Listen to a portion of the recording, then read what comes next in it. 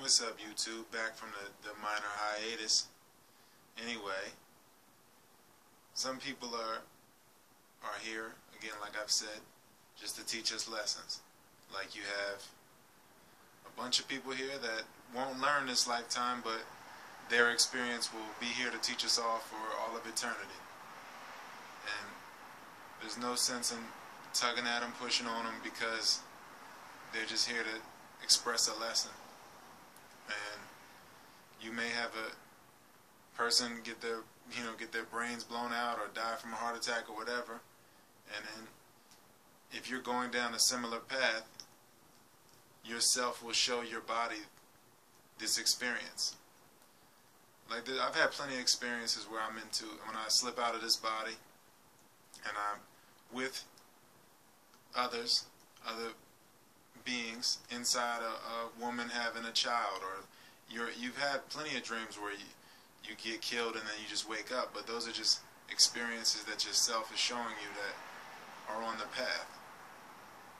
It's just like when you get to a point where your energy is pure and the body is just totally in line with the self,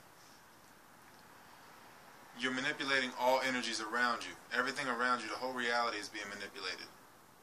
So when I get into, like right now I'm on my, I don't even know, I haven't been counting the days, but it's in the teens of just liquid fasting, taking in 0 fats. So mainly green juices.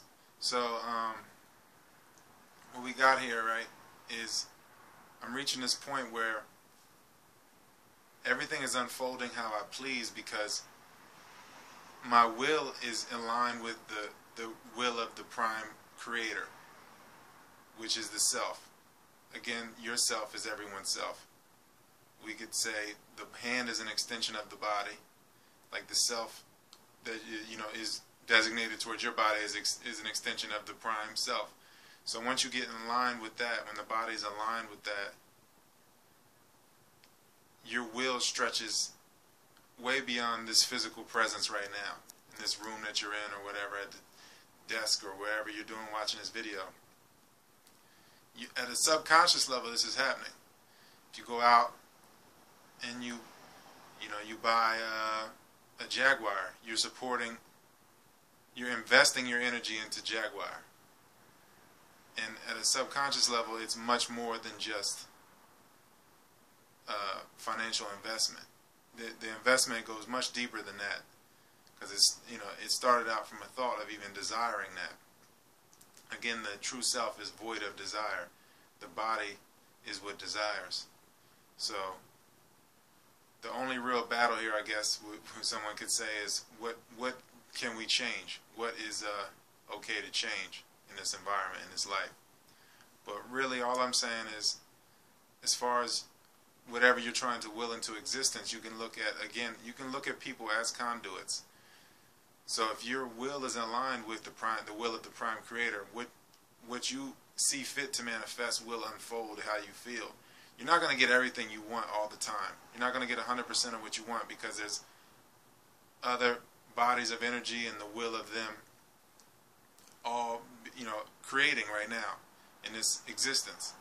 So you could say you're all pushing at each other or complimenting each other, whatever, what have you, but you're not going to get 100% of what you want, because it's what you want. It's not what you need. So it's want and desire. So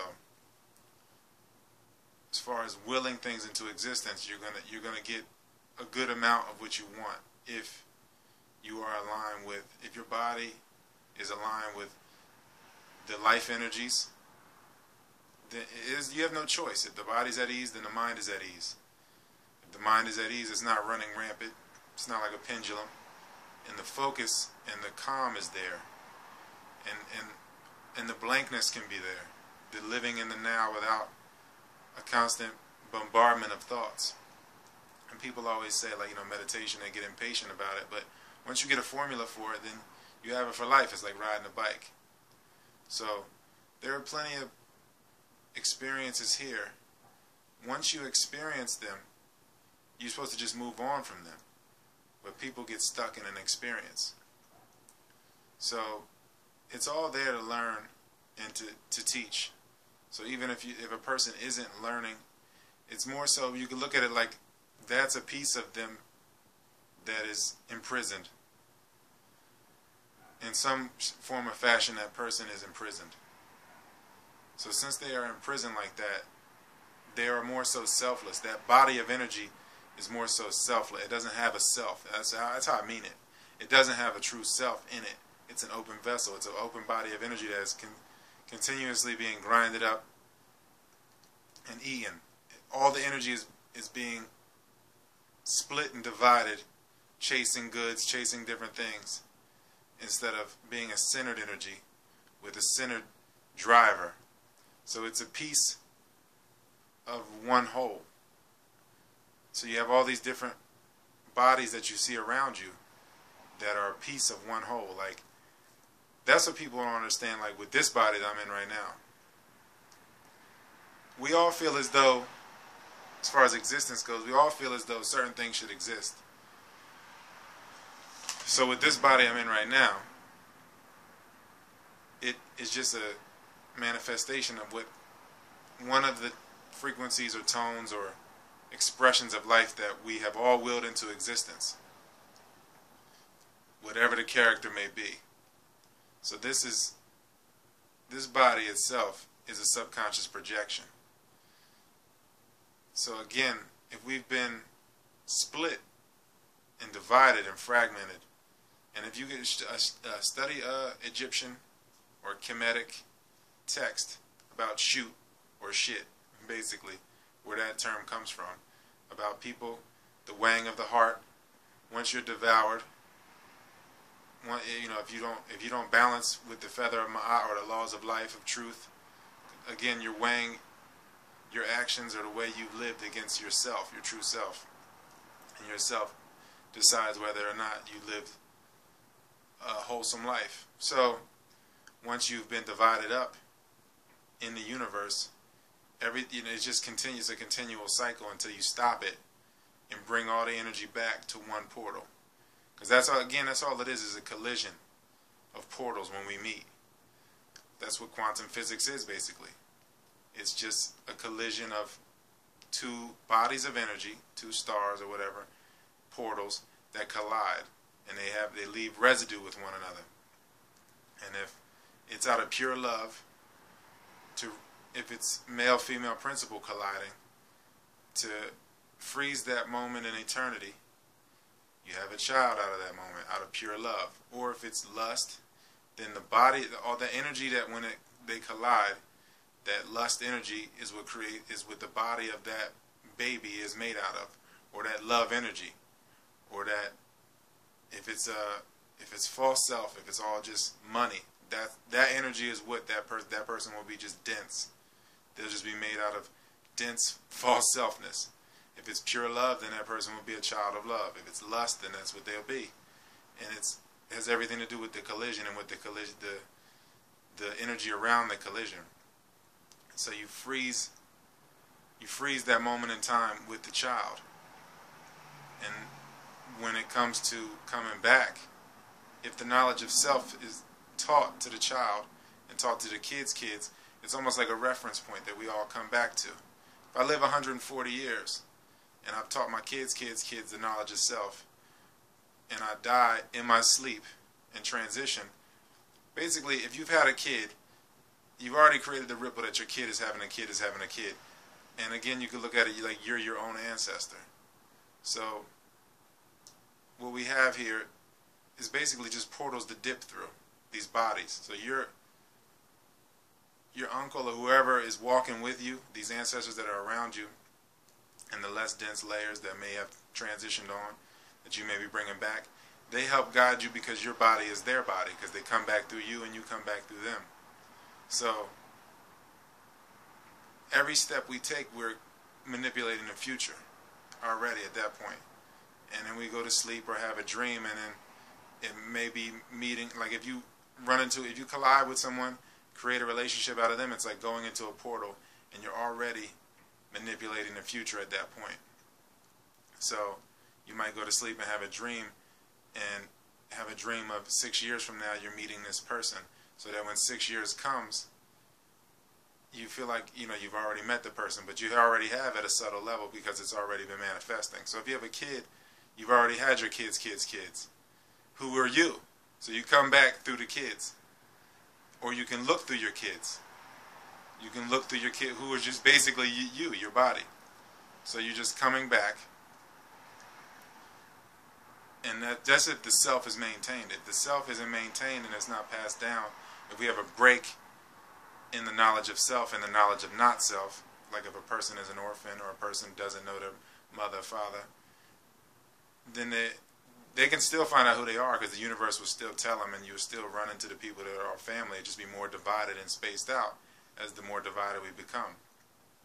So if the knowledge of self is taught, then there's reference points there.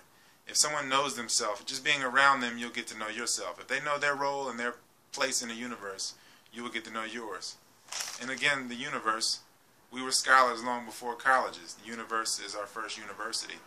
So just being in it and listening to it and being open to listen to it is what teaches us more than anything. So quantum physics, that's all it is. We are portals. That's it. Every body is a portal. Whether it's a leopard or a human body, it's a portal, a window into a layer of life. And each thing is here. Everything is willed into existence on its own. And the encroachment is what has got everything in disarray. Nothing is in its place. It's all as it should be, you could say, but it's not in its place as far as pleasant balance. It all finds a way to balance out, but it's not pleasant for all of us. So what we have here, we should have a place for animals, a place for people, a place for spirits, like graveyards, elephant graveyards.